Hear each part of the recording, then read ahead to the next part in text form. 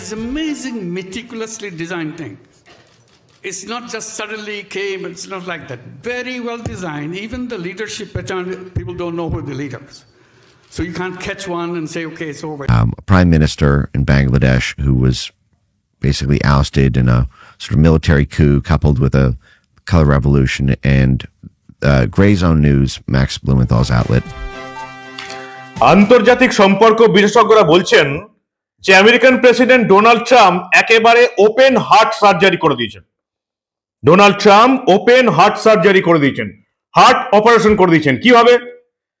মোহাম্মদ ইউনূসকে Hillary Clinton, Bill Clinton, Joe Biden কিভাবে শেখ হাসিনার নির্বাচিত সরকারকে হটিয়ে কোটি কোটি ডলার ছড়িয়ে মোহাম্মদ ইউনূসকে সেই জায়গায় বসানো হলো ছাত্রদের বিপ্লবের নামে, সেই পুরো ফাইল একেবারে ফাঁস করে দিয়েছেন ডোনাল্ড ট্রাম্প। এবং সেই ফাইল এবার প্রকাশ্যে এসে গেছে। এবং এই ভারতবর্ষের মানুষ এতদিন ডিপ স্টেট, জর্জ সোরস এইসব নামগুলো শুনেছিল, যে কিভাবে তারা টাকা ছড়িয়ে এই ভারতবর্ষকে অস্থির করতে চাইছে। এই IRI, ইন্টারন্যাশনাল রিপাবলিকান ইনস্টিটিউট, আরো একটা নতুন নাম এই মুহূর্তে ভারতীয়দের কানে চলে এলো। ওই যে বললাম এতদিন তারা ডিপ স্টেট, জর্জ সোরস এই সমস্ত চক্রান্তগুলোর কথা শুনেছিল, এবার তারা জানতে পারলো IRI, ইন্টারন্যাশনাল রিপাবলিকান ইনস্টিটিউট, এরাও টাকা ছড়িয়ে নির্বাচিত সরকারকে হটিয়ে সেই দেশে অস্থিরতা সৃষ্টি করবে এবং তাতে আমেরিকার লাভ হবে, এমনই একটা পরিকল্পনা। আর এবারের এই রিপোর্ট, যে রিপোর্ট ডোনাল্ড ট্রাম্প লিক করে দিয়েছেন বলেই মনে করা হচ্ছে, যদিও ডোনাল্ড ট্রাম্পের নাম অফিসিয়ালি নেই, ফাইল লিক হয়ে গেছে কিভাবে বাংলাদেশে বিপ্লবের নামে নির্বাচিত সরকারকে হটানো হয়েছিল, সেই ফাইল লিক হয়েছে। গোটা পৃথিবী সেই ফাইল দেখছে এবং এরপরই জানা যাচ্ছে আরো একটা ভয়ঙ্কর ঘটনা। শুধু শেখ হাসিনার সরকারই নয়, পাকিস্তানে ইমরান খান সরকারকে, নির্বাচিত সরকারকে হটানোর পেছনেও এই IRI, ইন্টারন্যাশনাল রিপাবলিকান ইনস্টিটিউট ছিল। এবং কয়েক লক্ষ মার্কিন ডলার ছড়িয়ে এরা এই পাকিস্তান এবং বাংলাদেশে কিভাবে অস্থিরতা সৃষ্টি করেছে, নির্বাচিত সরকারকে হটিয়েছে, তা এই রিপোর্টের ছত্রে ছত্রে উঠে এসছে। কিন্তু এদের আসল টার্গেট হচ্ছে ভারত। নেহাত পাকিস্তান এবং বাংলাদেশ ছোট দেশ বলে এটা করা সম্ভব হয়েছে। ভারতবর্ষেও তারা ভারতের মাথায়, বাংলাদেশে যেমন একজন পাপ্পুকে বসিয়ে রেখেছে, তেমনি এই ভারতবর্ষের মাথাতেও আমেরিকা তাদের দম দেওয়া একজন পুতুল, একজন পাপ্পুকে বসাতে চায়। কি কি উঠে এসছে লিক হয়ে যাওয়া রিপোর্টে? কেন আন্তর্জাতিক বিশেষজ্ঞরা বলছেন যে ডোনাল্ড ট্রাম্প হার্ট অপারেশন করে দিয়েছেন, সবটা শোনাবো আপনাদের এই অত্যন্ত গুরুত্বপূর্ণ প্রতিবেদন। যারা সত্যি জানতে চান লিক হয়ে যাওয়া ফাইলে কি আছে, শেষ অবধি দেখুন। আমি মানব, দ্য নিউজ বাংলায় আপনাদের স্বাগত জানাচ্ছি। আমেরিকান সরকার, জো বাইডেনের সরকার, রিপাবলিকান দল IRI, ইন্টারন্যাশনাল রিপাবলিকান ইনস্টিটিউট কিভাবে টাকা ছড়িয়ে বাংলাদেশে একটা ছাত্র আন্দোলনের নামে একটা কালার রেভলিউশন করিয়ে বাংলাদেশের সরকার উৎখাত করেছে। এবং মার্কিন স্টেট ডিপার্টমেন্টের প্রাক্তন কর্মকর্তা মাইক বেঞ্চ, তিনিও সেটা একেবারে প্রকাশ্যে এনে দিয়েছেন। এক নম্বর হয়ে যাচ্ছে লিক হয়ে যাওয়া এই ফাইল প্রকাশ্যে এসে গেছে আমেরিকায়, গোটা পৃথিবীর মানুষ সেটা দেখছে। এবং 2 নম্বর, মার্কিন স্টেট ডিপার্টমেন্টের প্রাক্তন কর্মকর্তা মাইক বেঞ্চ একেবারে স্বীকার করে দিয়েছে একটি পডকাস্টে। এবং মোহাম্মদ ইউনূস তো আমেরিকায় হিলারি ক্লিন্টন এবং বিল ক্লিন্টনকে পাশে নিয়ে পরিষ্কার জানিয়ে দিয়েছিলেন এটা একটা বড় রকমের চক্রান্ত। যেটুকু দেখতে পাচ্ছি, যদি জিস্ট করা যায়, তাহলে এই উৎখাতের প্ল্যান করা হয়েছিল ন্যাশনাল এন্ডাওমেন্ট ফর ডেমোক্রেসি, NEDর গ্রান্ট পাওয়া বিভিন্ন সংগঠন। এবং এই গ্রান্ট পাওয়া সংগঠনগুলো এই বাংলাদেশের এই তথাকথিত ছাত্র বিপ্লবে টাকা ঢেলেছিল এবং যাদের পেছনে ছিল এই রিপাবলিকান ইনস্টিটিউট IRI। এবং শুধুমাত্র ছাত্র নয়, ট্রান্সজেন্ডার, LGBT, বিএনপির যারা ক্রিমিনাল মাইন্ডেড নেতা আছেন, সন্ত্রাসী, কিশোর গ্যাং করতে ছেড়ে দেওয়া যারা দুষ্কৃতী, কিছু সংস্কৃতি কর্মী, সিভিল সোসাইটির হট্টাকর্তা, কোটা আন্দোলনকারী এবং যারা গান টান করেন, র্যাপ, জ্যাজ এইসব করেন, তাদের পেছনেও পয়সা খরচ করেছিল এই ইন্টারন্যাশনাল রিপাবলিকান ইনস্টিটিউট IRI। দেখা যাচ্ছে যে এরা বহুদিন থেকেই প্ল্যান করেছিল, শুধু এই 2024-এর প্ল্যান নয়, 18-19 সাল থেকেই এই রিসার্চ চলেছে, যেটা ফাঁস করে দিয়েছেন মাইক বেঞ্চ। প্রথমে শুনে নিন রিপোর্ট আমার হাতে এসে পৌঁছে গেছে, সেই লিক হয়ে যাওয়া রিপোর্ট আমি আপনাদের এক এক করে বলবো। তার আগে বলে দিই, মোহাম্মদ ইউনূস বাংলাদেশের ক্ষমতায় অন্তর্বর্তীকালীন সরকারের প্রধান হওয়ার পর হিলারি এবং বিল ক্লিন্টনের পাশে দাঁড়িয়ে ঠিক কি বলেছিলেন সেটা আগে দেখুন আপনারা। Behind the whole revolution. So he denies it repeatedly. He said, not me, many others, but that's how he is recognized, that he's the brain behind the whole thing. It's amazing, meticulously designed thing. It's not just suddenly came, it's not like that. Very well designed. Even the leadership pattern, people don't know who the leaders. So you can't catch one and say, okay, it's over. এবার আসি সেই গোপন রিপোর্টে, ফাঁস হয়ে যাওয়া, leak হয়ে যাওয়া রিপোর্টে। তার আগে বলি, এই মুহূর্তে বাংলাদেশে কিন্তু শনিবার রাত থেকে অপারেশন ডেভিল হান্ট চলছে। বিরোধীদের, বিশেষ করে আওয়ামী লীগের সমর্থকদের একের পর এক ধরপাকড় চলছে।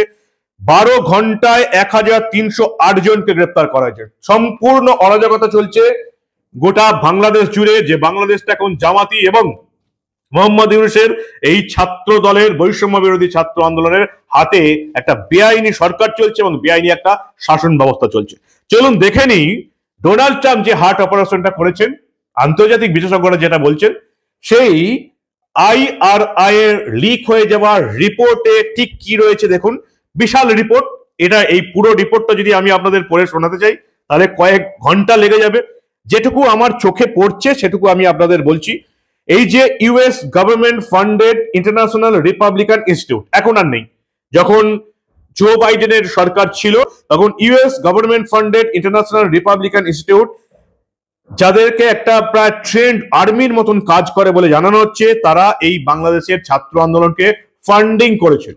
শুধু ছাত্র আন্দোলনের নেতাদের নয়, এরা ফান্ডিং করেছিল এলজিবিটি, ট্রান্সজেন্ডার, ডাক্তার, উকিল, শিক্ষকদের মতন যারা সোশ্যাল লেভেলে কাজ করেন, গায়ক গায়িকা যারা বিভিন্ন রকমের ভিডিও তৈরি করেন, লেখক লেখিকা যারা সোশ্যাল মিডিয়াতে যাদের ইনফ্লুয়েন্স আছে, এছাড়াও সোশ্যাল মিডিয়া ইনফ্লুয়েন্সার, প্রত্যেককে ফান্ডিং করে কাজে লাগানো হয়েছিল যাতে শেখ হাসিনার নির্বাচিত সরকারটাকে সরানো যায়, উৎখাত করা যায়।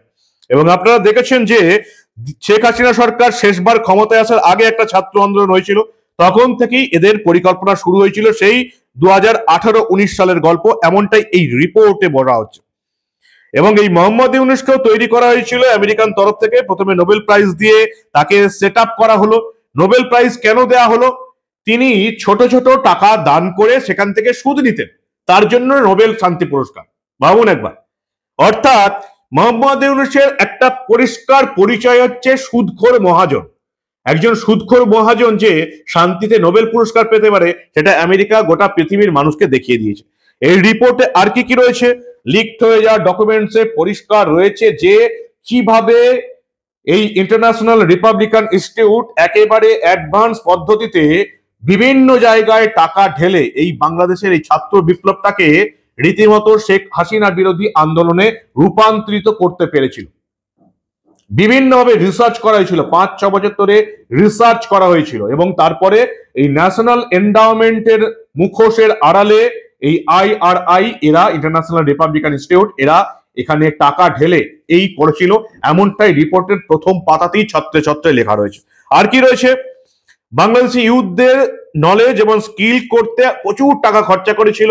আদতে তা ছিল তাদেরকে এই বিপ্লবী আন্দোলনের নামে হাসিনা সরকারকে সরানোর যে টার্গেট দেওয়া হয়েছিল সেটাই করা হয়েছিল। মিলিয়নস অফ ডলার সেখানে ব্যবহার করা হয়েছিল। শহুরে যারা ইউথ, যুব যারা আছে শহুরে, যাদের সোশ্যাল মিডিয়া ইনফ্লুয়েন্স আছে, তাদেরকে টাকা ঢেলে তাদেরকে সোশ্যাল মিডিয়া ব্যবহার করে এই বাংলাদেশিদের খেপিয়ে তোলার উদ্যোগ নেওয়া হয়েছিল। এবং এরা এটাও রিসার্চ করেছিল যে বিএনপি কে দিয়ে খুব একটা কাজ হবে না, ফলে একটাই আসল রাস্তা, জামাত এবং এই ছাত্র আন্দোলনের মুখোশের আড়ালে নির্বাচিত সরকারটাকে ছড়াতে হবে। এবং তারপরে আমরা দেখতে পেলাম যে টাকা দিয়ে ঢাকার রাস্তায়, বিভিন্ন রাস্তায় এই ছাত্রদের নামানো হলো, বিক্ষোভটা সংগঠিত করা হলো। এমনকি এই রিপোর্টে এমনও রয়েছে যে পুলিশ এবং সেনারাতে যে সমস্ত ছাত্রকে গুলি করা হলো তারাও এই প্রজেক্ট এবং এই কুখ্যাত প্ল্যানের অংশ ছিল। না হলে বাংলাদেশের পুলিশ, বাংলাদেশের সেনা কখনো দুহাত তুলে দাঁড়িয়ে থাকা একজন নিরস্ত্র ছেলেকে কেন গুলি করে মারবে, এবার সেটা বাংলাদেশিদের ভেবে দেখার সময় এসে গেছে। এই করেই পাওয়ারটা শিফট হলো এবং পাওয়ার শিফটের পরেও এখনো কিন্তু বাংলাদেশে শান্তি ফিরিয়ে আনার কোনো চেষ্টা ট্রাম্প আসার আগে অবধি করা হয়নি। অর্থাৎ এই অরাজকতা, এই নির্বাচিত না হওয়া সরকার, অন্তর্বর্তীকালীন সরকার এখন নাকি 5 বছর চলবে যাতে বাংলাদেশকে ছাড়খাড় করা যায় এবং আমেরিকা তাদের একটা আর্মি বেস স্থাপন করতে পারে ওই বাংলাদেশের বর্ডার অঞ্চলে। তারা এই কাজটা 2018 থেকে করে এসছে। 2018-19 কিভাবে করেছে একবার ছোট্ট করে আমি আপনাদের বলার চেষ্টা করেছি। 48টা এই ধরনের সরকার বিরোধী গ্রুপকে ইন্টারভিউ করা হয়েছে, 13 জন ইন্ডিভিজুয়ালকে ইন্টারভিউ করা হয়েছে এবং 304 জন কি ইনফরমেন্টস তাদের ইন্টারভিউ করে এই পুরো প্ল্যানটা ছকা হয়েছে কিভাবে হাসিনা সরকার ফেরত এলেও এই নির্বাচিত সরকারটাকে উৎখাত করা যেতে পারে। বহুদিনের পুরনো প্ল্যান, 18-19 সাল থেকে, একদিনের ঘটনা নয়। আরো প্রচুর রিপোর্ট দিয়েছে। সেই রিপোর্ট দেখার আগে মার্কিন স্টেট ডিপার্টমেন্টের প্রাক্তন কর্মকর্তা মাইক বেঞ্চ কি বলছেন এক ঝলক শুনে নিন আপনারা। This August, this year, there was a prime minister in Bangladesh who was basically ousted in a sort of military coup coupled with a color revolution. And Gray Zone News, Max Blumenthal's outlet, published this report that I've been talking about a lot for the past week because it's just a really, really clean example of all of the different facets of the dynamics I'm talking about, which is so basically starting in about 2018 through 2020, it appeared that U.S. statecraft was not particularly pleased with Sheikh Hasina winning this, the prime minister winning the election, and baseline assessments were submitted to the State Department about how to prop up the opposition group, the Bangladeshi National Party, the BNP, which was considered more favorable to U.S. interests. The leaked documents don't get too in the nitty-gritty about what U.S. national interest is served, but there were many conflicts between that Bangladeshi prime minister and the U.S. foreign policy establishment. For example, it was revealed in WikiLeaks that Hillary Clinton, while she was Secretary of State, threatened to have the IRS do an audit of her son while she lived in the U.S. And that prime minister has come out publicly and said that, she believed that she was overthrown, because of, or basically there was a conflict around the construction of a U.S. military base in the region, which is a very common conflict that we have. It really is vital to U.S. national interests to build that military base in Bangladesh to counter Chinese influence, and the Bangladeshi prime minister doesn't want to do it. National Endowment for Democracy's Republican arm, the International Republican Institute, they have 4 core forces, but 2 of them are political branches. There's the NDI, the National Democratic Institute for Democrats, and there's the IRI, the International Republican Institute for Republicans. And what the IRI submitted to the State Department in 2019-2020, after they got walloped trying to back the Bangladeshi National Party in the recent past election, was a plan to destabilize Bangladesh politics. That's a direct quote: destabilize Bangladesh politics. By working with, they listed 170 pro-democracy activists, 304 key informants, and then they did a baseline assessment of the different ethnic groups and cultural cleavage points that they could exploit in order to effectively, either destabilize the country's politics or prop up the political alternative. And in the process of doing that, they sought the LGBT population, two Bangladeshi ethnic minority groups, and young students and student groups who had already been protesting earlier that year because of a local politics issue there, and they noted that rap music was popular and young people were listening to rap music in Bangladesh. হাসিনার শাসনকালে এই একটা ছাত্র আন্দোলন যেটা হয়েছিল, সেই ছাত্র আন্দোলনের পর থেকে এরা বিএনপি কে সঙ্গ ত্যাগ করে এরা এই ছাত্র আন্দোলনটাকে রাস্তায় নামাবার চেষ্টা করে গেল এই এতদিন ধরে। কাদের কাদের টাকা দিয়েছে দেখুন, গায়ক গায়িকা যারা শর্ট ডকুমেন্টস বানান তাদেরকে, যাদের মিডিয়াতে যাদের পোস্ট হাইলাইটেড হয় শেয়ার হয় তাদেরকে পয়সা দিয়ে কেনা হয়েছিল। কিছু ভয়ঙ্কর তথ্য উঠে এসছে, শুধু ছাত্র আন্দোলন, বিরোধী নেতা, জামাত এরাই নয়, এই আইআইআই এলজিবিটি ট্রান্সজেন্ডার এদেরকেও কাজে লাগিয়েছিল। এই যে লিক হয়ে যাওয়া রিপোর্ট, এখানে দেখা যাচ্ছে 2019-2020-তে প্রথমবার আইআরআই 11টা অ্যাডভাইসারি গ্রান্টস করেছিল, মানে প্রচুর টাকা ঢেলেছিল আর্টিস্টদের জন্য, মিউজিশিয়ানদের জন্য এবং performers of the organization that created 225 art products addressing political and social issues. Political এবং সোশ্যাল ইস্যু নিয়ে যারা ডকুমেন্টারি করতে পারে, আর্টিস্ট, মিউজিশিয়ান, পারফর্মার, এদের প্রত্যেকের পেছনে কাজে লাগানো হয়েছিল। এবং দেখা যাচ্ছে যে ট্রান্সজেন্ডারদের একটা ড্যান্স পারফরমেন্স হয়েছিল প্রথমবার বাংলাদেশে। বন্ধু বলে একটা অর্গানাইজেশন তারা করেছিল 3 ড্যান্স পারফরমেন্স, রিজয়সিং লাইভ। প্রথমটা হলো কক্সবাজারে, তারপরটা হলো খুলনাতে, তারপরে হলো ঢাকা সিটিতে। ভাবুন, হাসিনা সরকারকে হঠাতে এরা কোথায় কোথায় গেছে, কাদের সঙ্গে এরা ওঠা বসা করেছে, কাদের পেছনে এরা টাকা ঢেলেছে, অবিশ্বাস্য ব্যাপার। শুধু তাই নয়, বাংলাদেশি গায়ক তৌফিক আহমেদ, এই যে র‍্যাপ গায়ক, এর 2টো অ্যালবাম বার করতে এই আইআরআই টাকা দিয়েছে, ভাবতে পারছেন? এবং সেই 2টো অ্যালবামের নামও এই লিক হয়ে যাওয়া রিপোর্টে কিন্তু রয়েছে। তৌফিক আহমেদ 2টো অ্যালবাম, তুই পারিস এবং এই দায় কার। সরকারের বিরুদ্ধে 2টো গান তৈরি হয়েছিল, র‍্যাপ। সরকারের বিভিন্ন গাফিলতি, কোনো জায়গায় ধর্ষণ হয়েছে, কোনো জায়গায় মারপিট হয়েছে, কোথাও গুলি চলেছে, সরকার বিরোধী গান করতে আইআরআই ফান্ড করলো এই তৌফিক আহমেদকে। একেবারে রিপোর্ট রয়েছে যে রিপোর্ট ফাঁস হয়ে গেছে, লিক হয়ে গেছে, এবং মনে করা হচ্ছে এই রিপোর্ট ফাঁস করতে ডোনাল্ড ট্রাম্প নিজেই সাহায্য করেছেন। অর্থাৎ ইউথ, যুবককে এই সরকারের বিরুদ্ধে, হাসিনা সরকারের বিরুদ্ধে কাজে লাগাতে এরা ফান্ডিং করেছিল আর্টিস্ট, শিল্পী, গায়ক প্রত্যেককে। এবং এই আইআরআই এদের রিপোর্ট, প্রথমে এরা বিএনপি কে ধরেছিল যাতে বিএনপি কে দিয়ে হাসিনাকে উৎখাত করা যায়। পরবর্তীকালে এদের রিপোর্ট, ক্লিয়ার কাট রিপোর্ট যেটা রয়েছে ফাঁস হয়ে যাওয়া রিপোর্টে, IRI documents expose the BNP as unpopular and directionless. অর্থাৎ এদের পক্ষে নির্বাচিত সরকারকে, হাসিনা সরকারকে ভোটে আর হারানো সম্ভব নয়। এই রিপোর্ট উঠে আসার পর এরা ছাত্রদল, মোহাম্মদ ইউনূস, জামাত এদের পেছনে ফান্ডিং করাটা শুরু করে এবং তার নাম দেওয়া হয় বাংলাদেশ স্ট্র্যাটেজি 2021-2022।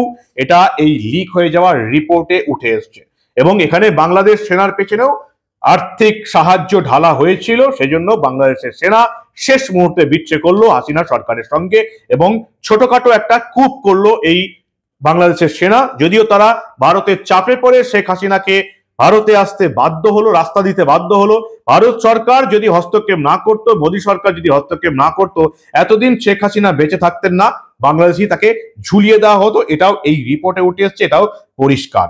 কাদের সঙ্গে রিপোর্ট এসছে, কাদের সঙ্গে মিটিং করেছে, কিভাবে মিটিং করেছে, কোথায় কোথায় মিটিং করেছে, এই লিক হয়ে যাওয়া রিপোর্টে একেবারে পরিষ্কার ছত্রে ছত্রে উঠে এসছে। কিভাবে হিলারি ক্লিন্টন, বিল ক্লিন্টন এবং জো বাইডেনের সরকার শেখ হাসিনা সরকারকে হটাতে লড়াই করলো। যেহেতু শেখ হাসিনা আমেরিকাকে আর্মি বেস তৈরি করতে বাংলাদেশ জলসীমায় জমি দিল না, বাংলাদেশ জলসীমায় থাকতে দিল না, কোনো দ্বীপে রাজত্ব করতে দিল না, তাই শেখ হাসিনা নির্বাচিত সরকারকে সরাতে একজন সুদখোর মহাজন মোহাম্মদ ইউনূসের সাহায্য নিয়ে কোটি কোটি ডলার ঢেলে তারা এই কাজটা করলো। এবং এই রিপোর্টে আরো একটা ভয়ঙ্কর জিনিস উঠে এসছে, যেটা আগে কেউ জানতে পারেনি, যে শুধুমাত্র শেখ হাসিনা সরকারকেই নয়, পাকিস্তানেও এরা একই কাজ করেছে। একইভাবে পাকিস্তানের ইমরান খান সরকারকে হটাতে এরাই টাকা ঢেলেছে এই আইআরআই, এবং পাকিস্তানেও সেই অস্থিরতা সৃষ্টি হয়েছে, দেশটা ভিখারির পর্যায়ে গেছে, যেটা বুঝতে না পেরে এখন পাকিস্তানকে বাপ বানিয়েছে বাংলাদেশ। পাকিস্তানেও এই আইআরআই খেলে ইমরান সরকারকে হটিয়ে ইমরান সরকারকে জেলে পড়েছে। শুধুমাত্র ভারত পেছনে ছিল বলে এখন শেখ হাসিনার জেল বা তাকে ঝুলিয়ে দেওয়া হয়নি, সে এখন ভারতে বসে আছে। এটাও এই রিপোর্টে পরিষ্কার উঠে এসছে। কিভাবে ঢাকাতে আন্দোলন হলো, কিভাবে জার্নালিস্টদের কেনা হলো এবং বাকি জার্নালিস্টদের এখন আওয়ামী লীগের কর্মীদের এখন এই অপারেশন ডেভিল হান্ট করে ভেতরে ঢোকানো হচ্ছে, এটাও এই প্ল্যানের অংশ ছিল। কিভাবে জার্নালিস্টদের কেনা হয়েছে, 150 জন জার্নালিস্টকে ফান্ডিং করা হয়েছে শুধুমাত্র এই জুলাই আগস্ট বিপ্লবের জন্য। অবিশ্বাস্য ব্যাপার। ভাবুন যে একটা নির্বাচিত সরকারকে হঠাতে এরা কি কাজ করতে পারে। হিলারি ক্লিন্টন যখন এই যে ওবামার আন্ডারে স্টেট সেক্রেটারি ছিলেন, সেই সময় এই মোহাম্মদ ইউনূসের বিরুদ্ধে বাংলাদেশে কিন্তু এই সুদখোর মহাজনের বিরুদ্ধে বাংলাদেশে তদন্ত চলছে। কিভাবে মানুষ ঠকিয়েছে সুদ দেওয়ার নাম করে তদন্ত চলছে। এই ইউনূসকে বাঁচাতে হিলারি ক্লিন্টন এবং বিল ক্লিন্টন আমেরিকার ক্ষমতা প্রয়োগ করে একে বাঁচাতে বাংলাদেশের নির্বাচিত সরকারকে কিভাবে চাপ দিয়েছিল, এটাও এই লিক হয়ে যাওয়া রিপোর্টে উঠে এসেছে। ভয়ঙ্কর কাণ্ড। এই গ্রামীণ ব্যাংক, মোহাম্মদ ইউনূস তাকে জেল যাওয়া থেকে বাঁচাতে কিভাবে ইউএস ডিপ্লোম্যাটিক এরিয়াকে কাজে লাগিয়ে হিলারি ক্লিন্টন করেছেন, এটা শুধুমাত্র এই লিক হয়ে যাওয়া রিপোর্টে উঠে এসেছে। তাই নয়, এই একই রিপোর্ট আমরা এই যে উইকিলিস্ট, যেটাকে আপনারা দেখেছিলেন, উইকিলিস্টের যে রিপোর্ট ফাঁস হয়ে গেছিল, সেটাতেও এই একই জিনিস এসছে। দুটো রিপোর্টেই কিভাবে মোহাম্মদ ইউনূসকে বাঁচাতে হিলারি ক্লিন্টন, বিল ক্লিন্টন কাজ করেছে, দুটো রিপোর্ট একেবারে সেম, লিক হয়ে যাওয়া রিপোর্ট। অবিশ্বাস্য ব্যাপার। এভাবেই একেবারে মেটিকুলাসলি ডিজাইন করে অন্যায়ভাবে শেখ হাসিনার নির্বাচিত সরকারকে ফেলা হলো। এবং শুধু তাই নয়, এদের যে ফরেন মিনিস্টার তৌহিদ হাসান, এর সঙ্গেও এদের সঙ্গে পরিষ্কার যোগাযোগ ছিল। এবং এটা থেকে, এই রিপোর্ট দেখে পরিষ্কার বোঝা যাচ্ছে যে কিভাবে এরা কাজ করে। ডিপ স্টেট বলুন বা এই যে জর্জ সোরস বলুন, তাদের সঙ্গে একেবারে পাল্লা দিয়ে কাজ করছে এই IRI। শুধুমাত্র পাকিস্তান বাংলাদেশে নয়, এরা এই ভারতবর্ষও একেবারে কাজ করছে। এই কৃষক আন্দোলনের নামে যে আন্দোলন হয়েছিল, সেখানে তারা টাকা ছড়িয়েছিল। বিভিন্ন রকম আন্দোলন, ওয়াকফ বোর্ডের বিরুদ্ধে, ওয়াকফ বোর্ড বিল, নতুন যে বিল আনা হয়েছে তার বিরুদ্ধে যে আন্দোলন চলছে, সেখানেও এরা টাকা ঢালছে। ফলে এই যে ভয়ঙ্কর রকমের একটা কনস্পিরেসি চলছে আমেরিকার তরফ থেকে, চীন আছে এখানে, পাকিস্তান আছে, এরা চায় ভারতের মাথাতেও একটা পাপ্পু সরকার বসিয়ে রাখতে। এদের পাওয়ার এতটাই যে মানুষ চাওয়া সত্ত্বেও কিন্তু মোদী সরকার আপকি বার 400 বার করতে পারেনি, 240-এ আটকে গিয়েছিল। দেখুন, দিল্লির ভোটে কংগ্রেস সাফ হয়ে গেছে, আপ সাফ হয়ে গেছে, আবার কিন্তু সেই বিজেপি ফিরে এসছে দিল্লিতে 27 বছর পর। তাহলে লোকসভাতে এতগুলো রাজ্যে বিজেপির খারাপ ফল হওয়ার আরো কিছু কারণ কি? এই টাকা ছড়ানো, আমেরিকান পেট্রো ডলার ছড়িয়ে ভারতবর্ষের মাথাতেও একজন পাপ্পু বসানো তাল করছে, যেটা তারা পাকিস্তানে করেছে, যেটা তারা বাংলাদেশে করেছে। কি বলবেন আপনারা? ভয়ঙ্কর রিপোর্ট ফাঁস হয়ে গেছে এবং এটাকে ফাঁস করার কৃতিত্ব পাচ্ছেন ডোনাল্ড ট্রাম্প। আন্তর্জাতিক সম্পর্ক বিশেষজ্ঞরা বলছেন ডোনাল্ড ট্রাম্প একটা হার্ট অপারেশন করে দিয়েছেন এই পুরো রিপোর্টটা লিক করে দিয়ে। কি বলবেন আপনারা? সবটাই তো শুনলেন। ভয়ঙ্কর রিপোর্ট, বাংলার কোনো মেইনস্ট্রিম মিডিয়া, কোনো খবরের কাগজে পাবেন না। এই ধরনের খবর দেখতে গেলে আপনারা দেখতে হবে দ্য নিউজ বাংলা। আমরা পৃথিবীর ইতিহাসে ঘটে যাওয়া এই ধরনের কোনো ঘটনা চেপে রাখতে দেব না।